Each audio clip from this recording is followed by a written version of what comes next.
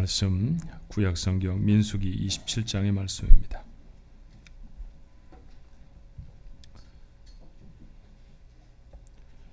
구약성경 민수기 27장 12절 말씀부터 23절 27장의 마지막 부분까지입니다.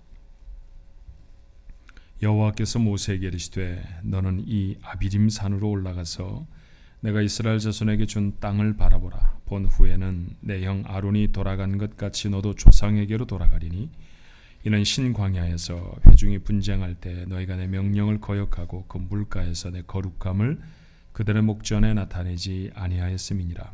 이 물은 신광야 가데스의 무리바 물이니라. 모세가 여호와께 여짜와 이르되 여호와 모든 육체 생명의 하나님이시여 원하건대 한 사람을 이 회중 위에 세워서 그로 그들 앞에 출입하며 그들을 인도하여 출입하게 하사 여호와의 회중이 목자 없는 양과 같이 되지 않게 하옵소서. 여호와께서 모세에게 이르시되 눈의 아들 여호수아는 그 안에 영이 머무는 자니 너는 데려다가 그에게 안수하고 그를 제사장 엘르아살과 온 회중 앞에 세우고 그들의 목전에서 그에게 위탁하여 내 존귀를 그에게 돌려 이스라엘 자손의 온 회중을 그에게 복종하게 하라. 그는 제사장 엘르아살 앞에 설 것이요 엘르아살은 그를 위하여 우림의 판결로서 여호와 앞에 물을 것이며 그와 온 이스라엘 자손 곧 온 회중은 엘르아살의 말을 따라 나가며 들어올 것이니라. 모세가 여호와께서 자기에게 명령하신 대로 하여 여호수아를 데려다가 제사장 엘르아살과 온 회중 앞에 세우고 그에게 안수하여 위탁하되 여호와께서 모세에게 명령하신 대로 하였더라. 아멘. 6월 첫 번째 주일입니다. 벌써 5달이 지나가 버렸네요. 하나님의 은혜 가운데 우리를 지켜주신 것 감사합니다. 6월 한 달도 하나님의 은혜가 우리에게 있기를 주님의 이름으로 축원합니다. 옆에 분들하고 같이 한번 인사하시면 어떨까요? 이 달에도 복 많이 받으시기 바랍니다. 하나님의 은혜가 함께 하시기 바랍니다. 같이 인사하십시다.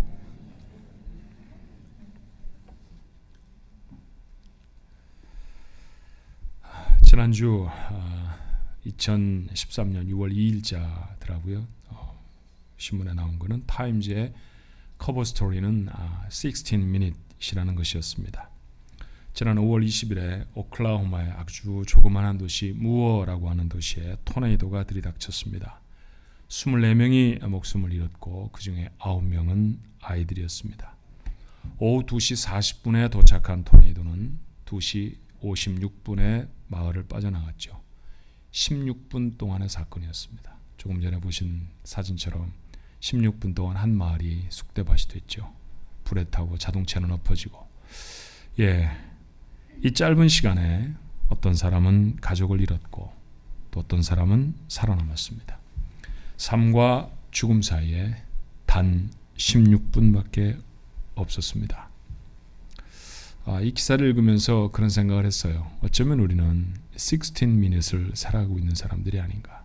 우리가 살아가고 있는 이 시대가, 이 시간이 바로 16분 중에 어떤 시간이 아닌가 하는 생각이 들었습니다.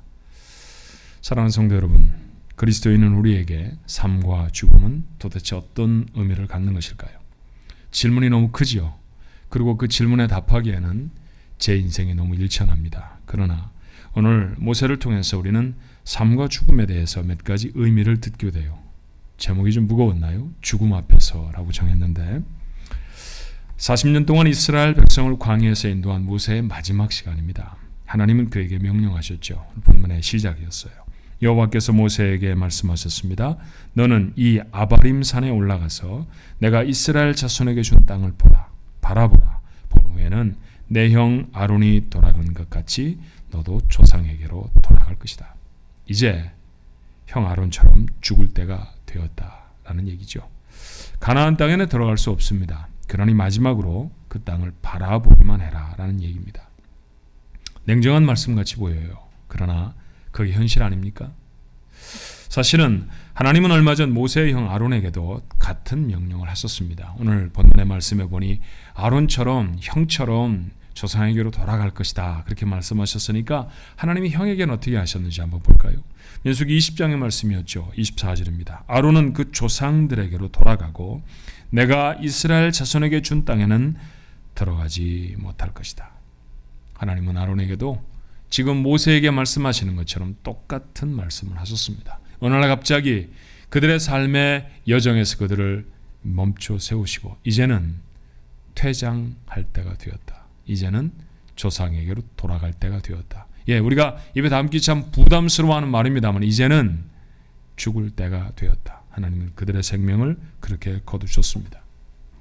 자, 이런 이야기를 통해서 우리가 확인할 수 있는 것이 하나 있죠. 죽음에 관해 정말로 중요한 한 가지 사실입니다. 삶과 죽음을 결정하시는 분은 하나님이시라는 사실이죠.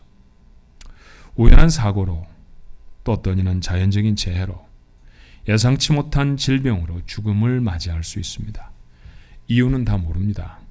오래 사는 사람은 복받은 사람이고 일찍 죽는 사람은 하나님의 저주를 받은 사람이라고 말하는 것은 얼마나 경박한 표현인지 몰라요. 우리는 잘 모릅니다.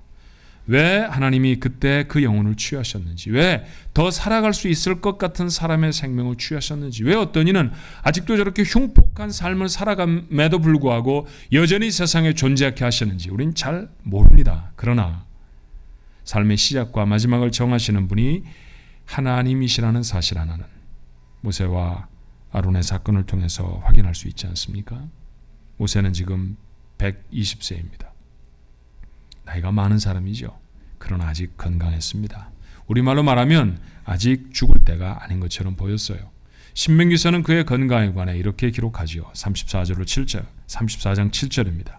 모세가 죽을 때 나이가 120세였으나 그의 눈이 흐리지 아니하였고 기력이 쇠하지 아니하였더라. 120살이었는데 안경이 필요가 없었습니다. 그러니 저는 눈에 관해서는 모세보다 훨씬 늙은 눈을 가지고 있는 것이죠. 기력이 쇠하지 아니하였다고 하니 얼마나 부러운 이야기입니까? 그는 여전히 건강했습니다. 그러나 하나님의 명령대로 그는 삶을 내려놓아야 했습니다. 하나님이 그의 삶의 마지막을 정하십니다. 병 때문에 죽은 게 아닙니다. 더 이상 살아갈 수 없어서 죽은 게 아닙니다. 살 용기가 없어서 죽은 것도 아닙니다. 하나님이 그의 인생을 마침하셨기 때문에 그는 죽음을 맞이합니다. 아론의 삶을 거두신 이도 삶의 연한을 정하신 이도 하나님이셨죠. 모세에게도 마찬가지 일들을 하나님이 행하고 계십니다. 사람이라고 하는 말을 표현하는 영어 중에 person이라는 말이 있습니다. 우리가 아주 잘 사용하는 말이죠. person. 그런데 이 person이라는 말은 고대 헬라어 중에 페르소나라는 단어에서부터 유래가 된 단어입니다. 페르소나는 원래 사람을 가리키는 말이라기보다는 연극 무대에 서서 연극을 하는 배우들을 가리켜 페르소나라고 불렀어요.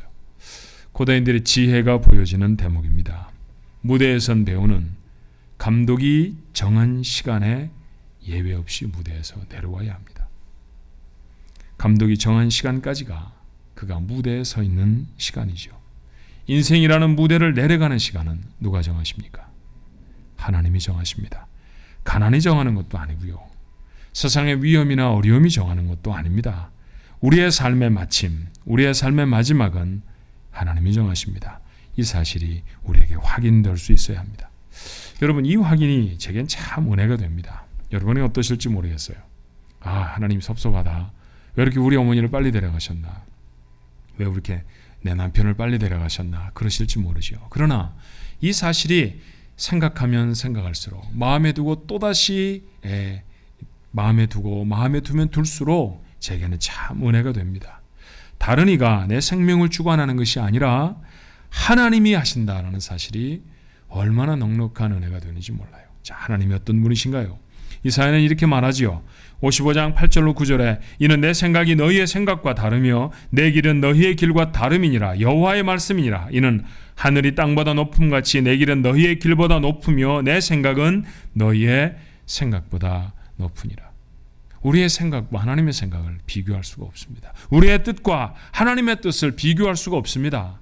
그런데 그 하나님의 뜻과 그 하나님의 생각으로 우리 인생을 주관하시고 인도하신다는 것이죠. 살아온 길이는 오늘 이 가운데 앉아있는 여러분 모두가 다 다를 것입니다. 어떤 이는 한 10년, 어떤 이는 한 40년, 어떤 이는 70년, 80년을 살아갔겠죠. 그러나 여러분 중요한 한 가지를 고백할 수 있지 않습니까? 그 삶의 과정 동안 하나님이 단 한 번이라도 여러분에게 잘못하신 적이 있었던가요? 하나님은 늘 저에게 좋으신 분이셨습니다. 그래서 우리는 그 하나님을 아버지라고 부릅니다. 그렇죠. 여러분, 이 자리에 아버지가 계시잖아요. 뭐 어머니까지 채워보십시다. 우리는 부족한 사람들이라 아버지 노릇도 어머니 노릇도 잘 못하지만 마음의 중심 하나는 있습니다. 한 번도 실수하지 않고 정말 좋은 아버지, 정말 좋은 어머니 되고 싶습니다. 그렇죠. 우리가 부족해서 때때로 잘못해서 실수할 때는 있어도 우리는 가능하면 최선을 다해 정말 좋은 아빠와 엄마가 되고 싶어 합니다. 그렇습니다. 하나님은 부족함도 실수도 없으신 분이시죠. 하나님은 아버지로 부를 때 그 하나님이 우리에 대한 관심은 무엇입니까? 단 한 번도 실수하지 않은 아버지이신 줄로 믿습니다. 단 한 번도 좋지 않은 것을 우리 인생에 주시지 않는 분이라고 믿습니다. 어렸을 때 어머니에게 좀 맞으면서 자랐습니다. 제 성격이 여러분에게 좀 거칠게 대하거나 그러면 어렸을 때 맞아서 그렇구나, 우리 이해를 해 주십시오. 저희 어머니가 저를 좀 심하게 때리신 것 같아요. 그래서 한 번은 선생님이 어머니를 부르더니 나중에 어머니가 저한테 하시는 고백인데, 야, 너네 선생님이 나한테 묻더라. 뭐라고요? 혹시 계모가 아니냐고 묻더라. 그래서 우리 어머니가 저를 좀 그렇게 심하게 대하셨습니다. 속상할 때가 참 많았죠. 정말 우리 어머니가 아닌가 그런 생각을 할 때도 솔직히 있었습니다. 그런데 그때는 몰랐는데요, 지나놓고 나니까 요만한 인생을 살아가게 된 것도 그때 매안이었으면 안 됐습니다. 그때 그렇게 혹독하게 안 하셨으면 제가 무엇이 되어졌을지 몸소리가 쳐집니다. 그때는 몰랐는데 지금은 아는 것이 있습니다. 그때는 몰랐던 하나님의 계획이었는데 지나놓고 나면 맞아, 하나님의 은혜여서 이거 있죠. 하나님 그렇습니다. 하나님 한 번도 실수하지 않으십니다. 하나님 늘 좋은 것으로 채우셨습니다. 하나님 우리에게 당신의 최선을 다하십니다. 얼마나 고마운 일인지 몰라요. 그 하나님이 내 인생의 마지막, 내 죽음을 결정하십니다. 얼마나 다행스러운 일인지 몰라요. 그러니 안심하십시오. 안심하셔도 좋습니다. 예기치 않을 때 죽음이 찾아와도 억울할 게 하나도 없습니다. 그때가 최고의 시간입니다. 이 사실이 분명한 사람, 평안하고 담대한 삶을 살아갈 수 있을 줄로 믿습니다. 죽을 것 같아도 하나님 허락하지 않으시면 안 죽습니다. 그러니까 죽겠다 이런 말을 바꾸십시오. 죽게 있다라고 말이죠. 인생은 죽게 있는 것입니다. 아무리 내 인생이 좀 더 길어야 할 것 같아도 말입니다. 하나님이 정하신 때까지가 내 인생의 최고의 시간입니다. 그분이 가장 좋은 것을 나에게 정하셨다는 사실, 그 믿음이 우리를 얼마나 편안하고 우리를 얼마나 담대하게 세상을 살아가게 하는지 모릅니다. 이 은혜가 여러분의 길을 주님의 이름으로 축원합니다. 모세와 아론의 죽음을 보면서 두 번째로 우리가 생각할 수 있는 게 있죠. 삶의 의미는 사명으로 말미암아 가능해지는 거예요. 삶은 사명으로 의미를 갖습니다. 모세와 아론은 같은 해에 죽었습니다. 출애굽한 지 40년째가 되는 해였습니다. 아론은 123세였고요. 모세는 120세였습니다. 그런데 이 형제의 죽음을 기록한 성경에 공통점 하나가 있습니다. 모두 다 후계자를 세우는 일이었죠. 자, 조금 지나친 얘기입니다만 민수기 20장의 말씀을 다시 보면 26절에 아론의 옷을 벗겨 그의 아들 엘르아살에게 입히라. 아론은 거기서 죽어 조상에게로 돌아가리라. 아론은 죽는데 하나님은 그에게 명령하시죠. 아론의 옷을 벗겨서 아들에게 입혀라. 지금 아론이 입고 있는 옷은 이스라엘의 제사장의 옷입니다. 특별하게 만든 옷이죠. 제사장의 신분과 제사장의 권위를 사람들에게 다 보여주는 그런 옷입니다. 그 옷을 벗겨서 아들에게 입히라고 말씀하십니다. 다시 말하면 후계자를 세우라는 것이죠. 아론이란 한 인생의 죽음보다 하나님이 주목하시는 것은, 더 중요하게 생각하는 것은 아론을 이어서 이스라엘의 제사장이 될 사람을 세워내는 것처럼 보입니다. 이것은 모세의 경우에도 다르지 않았죠. 본문의 말씀입니다. 15절로 17절이었죠. 모세가 여호와께 말합니다. 여호와 모든 육체의 생명의 하나님이시여, 원하건대 한 사람을 이 회중 위에 세워 그로 그들 앞에 출입하며 그들을 인도하여 출입하게 하사 여호와의 회중이 목자 없는 양과 같이 되지 않게 하옵소서. 죽음을 통보받은 모세는 더 살게 해달라고 구하지 않습니다.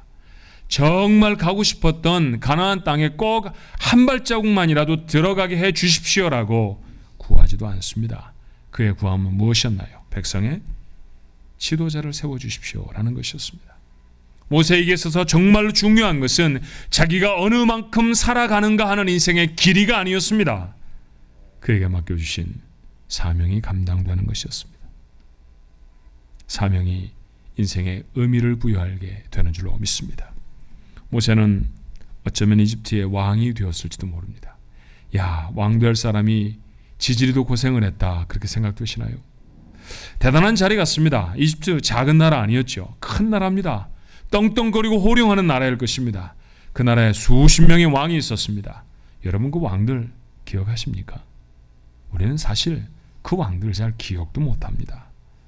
모세가 위대한 인물로 살아낼 수 있었던 까닭은 그가 이집트의 왕이었기 때문이 아닙니다. 또 그가 세상을 살아가면서 행하였던 기적이나 능력 때문이 아니었습니다. 하나님의 부르심, 주신 사명을 위해 살았기 때문입니다. 베드로는 갈릴리의 평범한 어부였죠. 평범하다고 표현하는 것은 사실 프리미엄을 주어서 표현하는 것이죠. 그는 평범보다 훨씬 낮게 살았습니다. 사람들의 무시와 조롱과 손가락질을 받을 수 있는 사람입니다. 늘 상스러운 비릿한 냄새가 그의 삶에 풍겼을지 몰라요. 그런데 그는 여러분 놀라운 인생을 살아냈습니다. 이유가 무엇이었을까요? 고기 많이 잡아서입니까?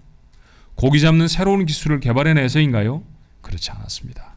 사명에 붙들려 산 사람이었기 때문입니다. 바울은 다릅니까?